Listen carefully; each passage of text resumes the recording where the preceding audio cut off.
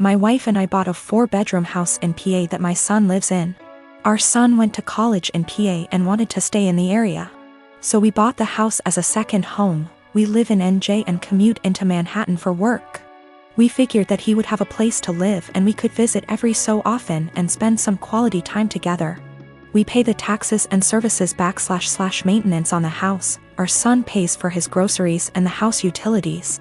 All was going well for a few years. Our son meets a girl and they get serious. We met her and she seems nice enough. They announce their engagement and she moves into the house with our son. Now for the problem, the wedding.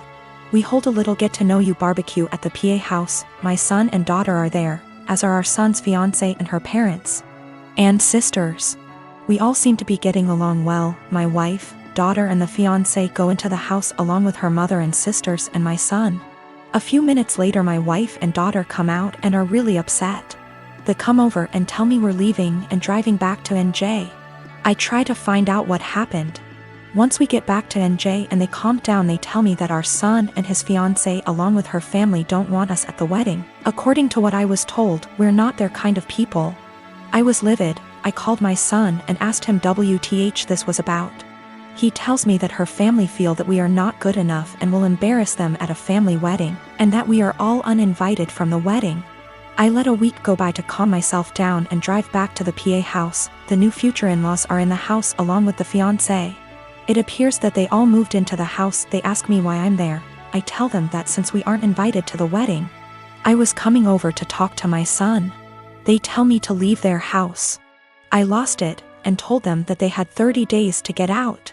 Tell my son I'm selling the house and he could find somewhere else to live with all of you. I go to a realtor in town and list the house for sale. They call my son at work and tell him what I said. Apparently they thought that he owned the house.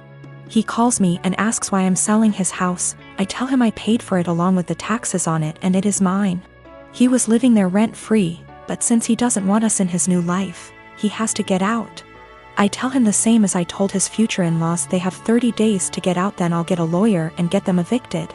Am I the for taking a hard stance on this? He is my son, but the in-laws seem to take over and we no longer count.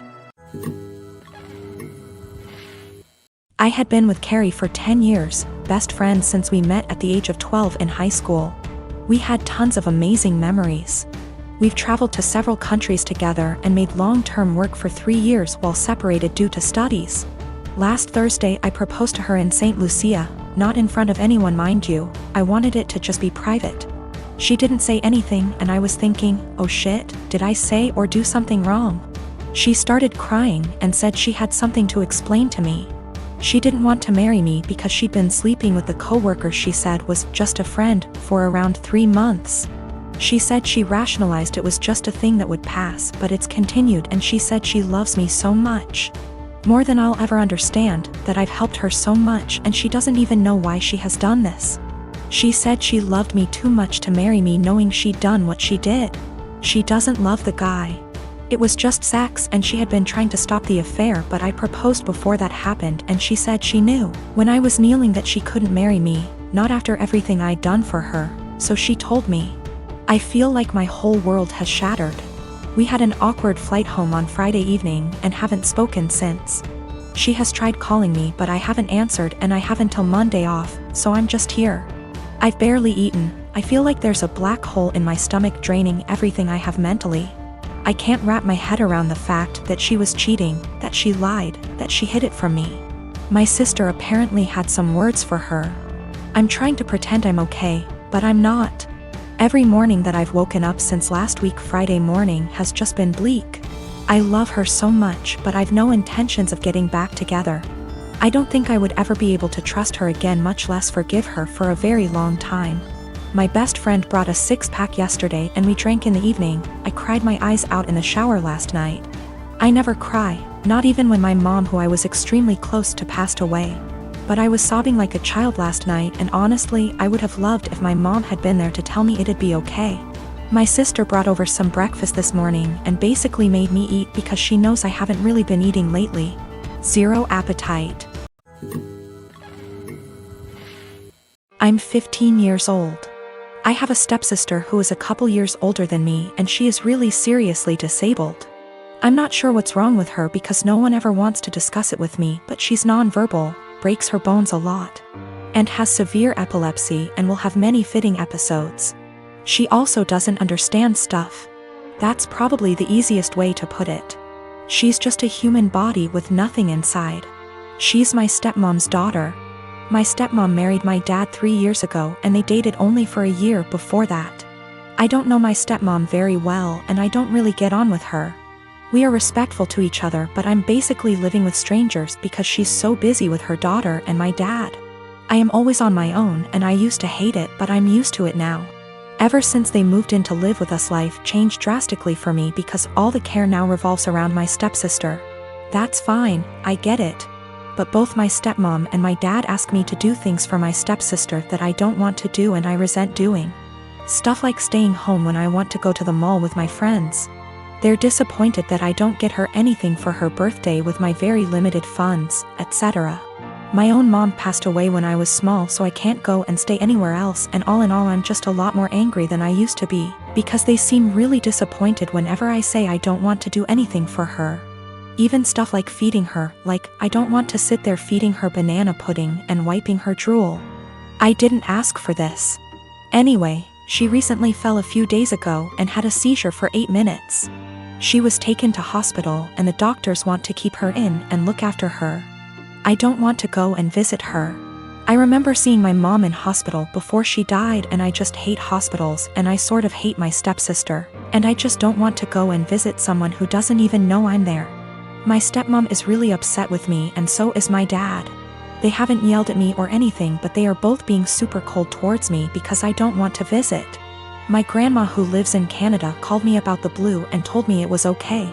And I don't need to force myself to go to the hospital, so I'm assuming my dad has told her I'm refusing to go. He keeps pleading with me, but I keep telling him I'm not doing it. I told him hospitals remind me of mom and he got even more upset and said my stepsister might die and I need to stop being so selfish towards my stepmom. My best friend is a really great gift giver. I know that she plans gifts really far in advance and always dedicates so much time and thought into them. And I am so grateful for every gift I have ever received because I know how special they are. She'll often take something small I said from years back and make a really meaningful thing out of it. And I know she enjoys gift giving, and it is clearly one of primary ways she communicates her love for me and others. I just can't keep up. I've never been a really good gift giver. I often really struggle with forming ideas for upcoming celebrations, and until I'm really under the pump, I come up empty-handed until I find something just all right, or I repeat a similar shtick of reasons why I value you, presents. This just means that I feel so much stress every time I have to celebrate her birthday and Christmas. Especially because I would have received something completely out of this world. I really just feel like my gifts pale in comparison. It's getting to this stage where we've been exchanging presents for 8 years and I'm honestly just starting to feel like I'm running out of steam to keep up and continue thinking of other ideas.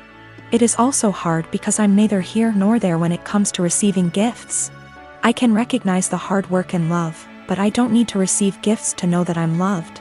And so I worry that I don't reciprocate my love well enough because my presents never feel at her level. I want to express to her my gratitude for her gifts, but ask that we just stick to one a year, on birthdays. Because Christmas and the occasional Valentine's Day is too much for me. I have been able to move away from gift giving with other friends by just casually mentioning it or just mutually ceasing present exchanges, and we now opt for spending time with each other, something I love. I just don't know if this would be really insensitive or soul-crushing because it's not about her or how good of a friend she is, but really about my insecurity and my differing ways of communicating love.